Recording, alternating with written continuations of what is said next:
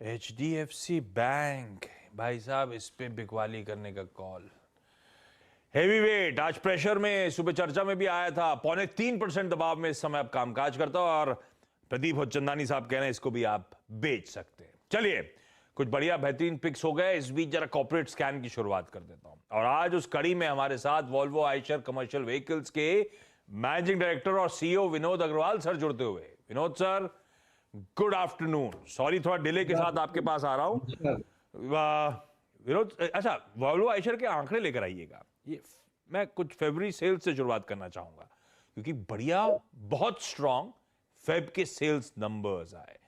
मेरे ख्याल से थर्ड कॉन्जिक्यूटिव मंथ था जब 7,000 के ऊपर की बिक्री का आंकड़ा कंपनी ने पोस्ट करा। साल दर साल बढ़िया 25% का जंप, ईयर टिल डेट 40% का उछाल। अग्रवाल सर, ये नंबर्स तो अच्छे स्ट्रांग नजर पड़ते हैं। ये फरवरी में सीवीज का परफॉर्मेंस क्रॉस सेगमेंट्स आपके लिए रहा कैसा? कोई एमएचसीवी, कोई ट्रक, कोई बस, कोई एलसीवीज, कहां से ये थ्रस्ट जनरेट हो रहा है? देखिए, नंबर जो ये जनरेट हो रहे हैं ये सभी सेगमेंट्स में से हो रहे हैं। अगर आप हैवी ड्यूटी ट्रक्स देखें, वहां पे भी ग्रोथ अच्छा है। Light and medium duty trucks में भी ग्रोथ अच्छा है। बसेज में भी ग्रोथ अच्छा है। एक अगर आप सेक्टर देखते हैं जहाँ पे ग्रोथ अच्छा नहीं है, वो है एक्सपोर्ट्स सेक्टर। वो पूरी इंडस्ट्री के लिए अभी पूरी इंडस्ट्री ही डाउन है, तो वहाँ पे अभी डिक्लाइन हो रहा है एक्सपोर्ट्स में। बाकी तीनों सेक्टर्स में, हमारा सेगमेंट्स में अच्छा ग्रोथ आ रहा है।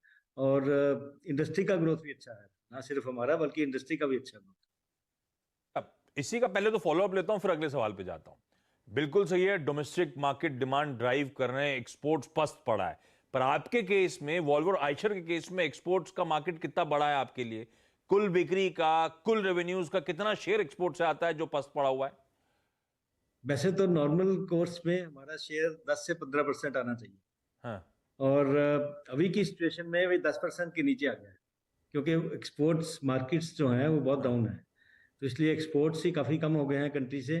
तो इसलिए एक्सपोर्ट्स का जो शेयर ओवरऑल सेल्स में है वो कम हो गया है, जो कि पहले 10 से 15% होता था। अच्छा, एक बार मैं जब इस बार एक्सपेक्टेशंस पढ़ रहा था, ऑटो सेक्टर की फेब्रुअरी सेल्स के एक्सपेक्टेशंस, अग्रवाल सर, तब लार्जली एक्सपेक्टेड था कि सीवी अच्छा परफॉर्म करेगी। उसके पीछे एक रीजन कहा जा रहा था कि वो RDE, real drive emission norms kick in होंगे 1 अप्रैल ऑनवर्ड्स, तो शायद उससे पहले प्रीएम्प्ट करके बाइंग देखने को मिलेगी। ये आरडीई नॉर्म्स जो है, जो रियल ड्राइव एमिशन नॉर्म्स का पालन अब आपको करना पड़ेगा, उससे क्या लागत बढ़ेगी? उससे क्या गाड़ियों की कीमतें बढ़ेंगी? अगर हाँ, तो कितनी बढ़ेंगी?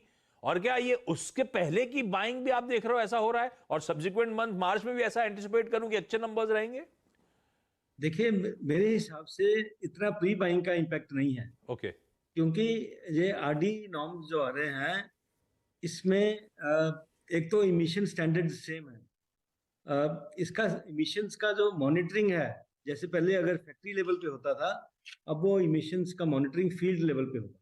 जैसे कंपनीज को 7 साल के लिए गारंटी देना पड़ेगा कि जो इमिशन स्टैंडर्ड्स हैं उसी के बेसिस पर आपके फील्ड में भी इमिशन वही आएंगे। और रेगुलेटरी एजेंसीज किसी भी गाड़ी को उठा के उसका मेजर कर सकते हैं कि एक्चुअल में इमिशन कितना आ रहा है और कितना आना चाहिए। और इसमें कोई इतना बड़ा इमिशन में कोई चेंज है ही नहीं है, तो इसलिए कॉस्ट इसके कारण से इतनी कॉस्टली बढ़ रही है। 1 अप्रैल में वैसे भी प्राइस इंक्रीजेज होते हैं, हर साल होते हैं। और इस साल एक तो वो जनरल इंक्रीज होगा, उसके अलावा इसके कारण से जो थोड़ा बहुत इंक्रीज होगा वो होगा। तो मेरे हिसाब से करीब 2 से 5% के करीब इंक्रीज होगा, डिपेंडिंग ऑन ईच मॉडल और डिपेंडिंग ऑन द सिचुएशन। परंतु इसके कारण से कोई इतना बड़ा इंक्रीज नहीं है, जैसे कि BS4 से BS6 में जब गए थे तब हमारा इंक्रीज कई मॉडल में 10% भी था, 12 भी था। तो it is not that big change. So therefore इतना ज्यादा प्री बाइंग मेरे हिसाब से नहीं है। ये जो इंडस्ट्री ऊपर जा रही है, इसका कारण ये है कि सीवी इंडस्ट्री जो है वो डाउन चल रही थी पिछले 2-3 साल से, 19-20, 20-21 और 21-22। और 22-23 में सीवी इंडस्ट्री जो है ग्रोथ में आई है। और इस ग्रोथ के कई कारण हैं। और ये ग्रोथ जो है अभी अभी और कंटिन्यू करेगी, क्योंकि अभी भी हम अगर आप अर्लियर पीक देखते हैं 2018-19 का, उससे अभी भी हम दूर हैं। जैसे कि हैवी ड्यूटी ट्रक्स में अगर 2018-19 में इंडस्ट्री का साइज था 2,95,000, तो हैवी ड्यूटी ट्रक्स में अभी 11 महीने में हुआ 2,11,000। तो उसमें अगर 25,000 या 27,000 और भी होता है तो वो अभी भी वो 240 के आसपास हो। तो 240 against 295 in 1890। Even though light and medium duty trucks में अर्लियर पीक के बराबर हो जाएगा क्योंकि उसमें ग्रोथ अच्छी हुई है। परंतु बसेज में अभी भी 18-19 से नीचे है। सिमिलरली एक्सपोर्ट्स काफी डाउन आ गए हैं। तो ओवरऑल में अगर आप देखते हैं तो अगर 18-19 में 3.5 टन से ऊपर वाली जो गाड़ियां हैं उसका इंडस्ट्री साइज था 5,57,000। तो इस साल अभी जो 11 महीने में हुआ है वो 4,11,000 हुआ। तो उसमें अगर 50,000 के करीब और होता है मार्च में तो 4,60,000 होगा। तो अभी भी हम 90,000 या 1 लाख के करीब कम रहेंगे अर्लियर पीक से। सो देयरफॉर ये जो ग्रोथ हो रही है ये नॉर्मल ग्रोथ हो रही है, ना कि ये प्री बाइंग के कारण।